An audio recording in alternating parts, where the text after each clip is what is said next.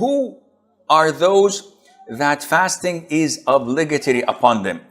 Or in another word, what are the conditions that must be fulfilled so fasting would become mandatory? There are 5 conditions.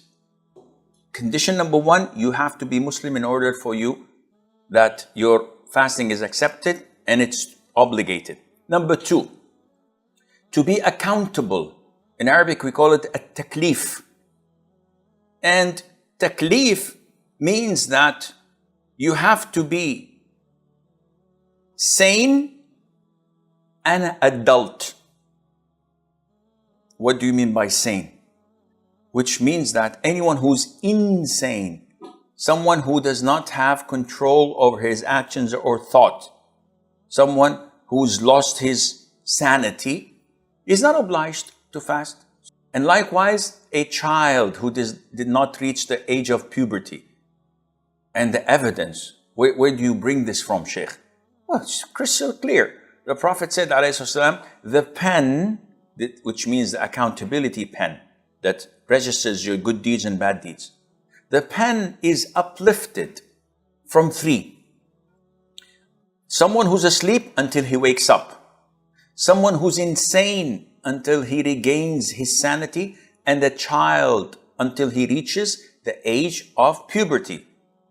So this answers your question, though it does not finish my argument. At what age does it become obligatory to fast?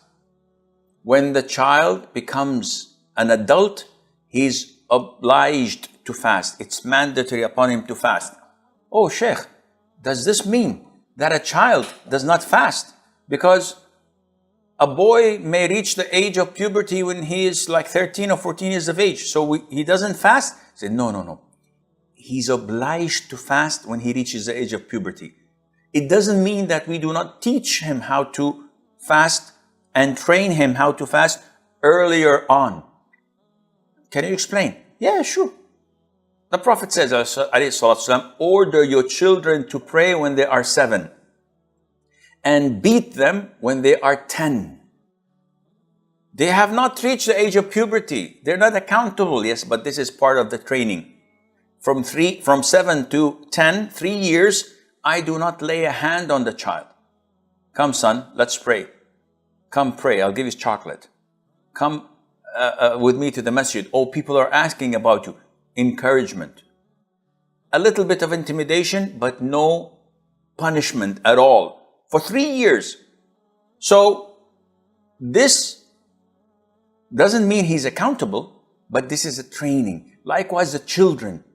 The companions used to ask and have their children fast until it's midday. When they're starving and thirsty, they would give them probably dolls of wool to play with. When it's Asr time and they're totally wasted, so they allow them to eat, maybe drink.